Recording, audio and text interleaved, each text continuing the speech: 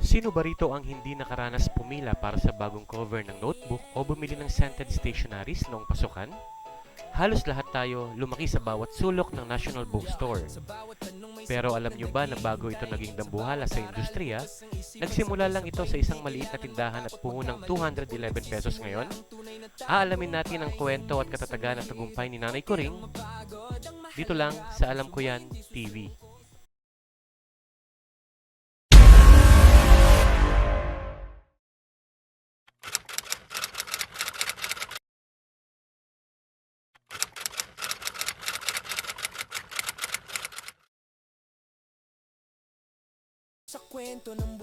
Sabi nila, there's no express elevator to success. You have to climb the stairs. Ito ang naging motto ni Socorro Ramos o mas kilala nating lahat bilang si Nanay Kuring. Mula sa pagiging shopgirl hanggang sa 3 beses na pagkakasunog at pagkawasak ng kanyang tindahan noong World War II, paano nga ba naging National Bookstore ang simbolo ng pangarap ng bawat Pilipino? Tara, balikan natin ang kanilang makulay na kasaysayan. Nagsimula ang lahat noong huling bahagi ng 1930s. Si Nanay Kuring ay nagsimula bilang isang sales girl sa Goodwill Bookstore na pagmamayari ng kanyang kapatid. Dahil sa kanyang husay sa pagbebenta, siya ang pinamahala sa sangay nito sa Escolta, Manila. Dito niya nakilala si Jose Ramos, na kalaunan ay naging katuwang niya sa buhay at negosyo. Noong 1942, sa gitna ng pananakop ng mga Hapon, itinayo ng mag-asawa ang unang National Bookstore sa isang maliit na pwesto sa Escolta, Manila. Ang pangalang National ay kinuha nila mula sa brand ng kanilang cash register. At dahil sa pagsubok ng giyera at kalikasan, hindi naging madali ang biyahe ng National Bookstore dahil 3 beses itong muntik ng maglaho. Noong panahon ng ikalawang digmaang pandaigdig, dahil sa mahigpit na censorship ng mga Hapon sa mga libro, napilitan silang magbenta ng mga kumpas, tsinelas, sabon at candy para mabuhay. At noong taong 1945, ang tinaguriang Battle of Manila, nasunog ang kanilang tindahan noong panahon ng liberasyon. Matapos ang gyera, muli silang nagtayo ng barong-barong sa kanto ng Soler at Avenida Rizal.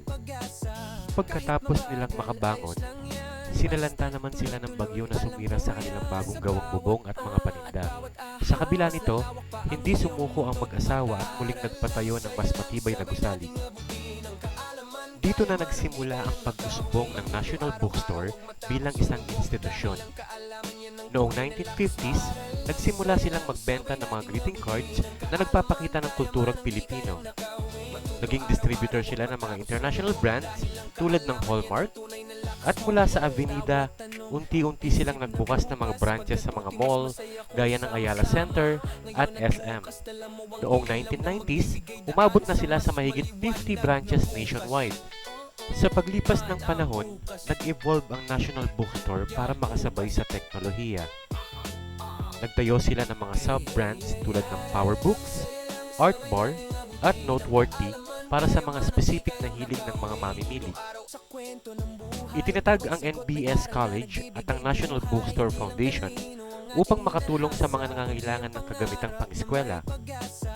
Sa kabila ng pag-usbong ng e-books at online shopping, pinalakas ng National Bookstore ang kanilang presence sa mga platforms tulad ng Shopee at Lazada, pati na ang sarili nilang website na National Bookstore. Ang kasalukuyang CEO ay si Adrian Ramos, ang apo ni Nanay Kuring. Sa kasalukuyan, ang National Bookstore ay mayroong mahigit 250 branches sa buong Pilipinas. Sila rin ang itinuturing na pinakamalaking bookstore chain sa bansa. At diyan nagtatapos ang kwento ng National Bookstore. Isang paalala na kahit ilang beses tayong masunugan o masiraan ng bagyo sa buhay, basta't may sipag at tiyaga gaya ni Nanay Kuring, walang pangarap na masyadong malaki. Salamat sa panonood. Kayo, anong paboritong alaala nyo sa National Bookstore? I-comment nyo sa ibaba, huwag kalimutang mag-like at mag-subscribe para sa mas marami pang kwento ng tagumpay. Hanggang sa muli at laging sasabihin, alam ko yan.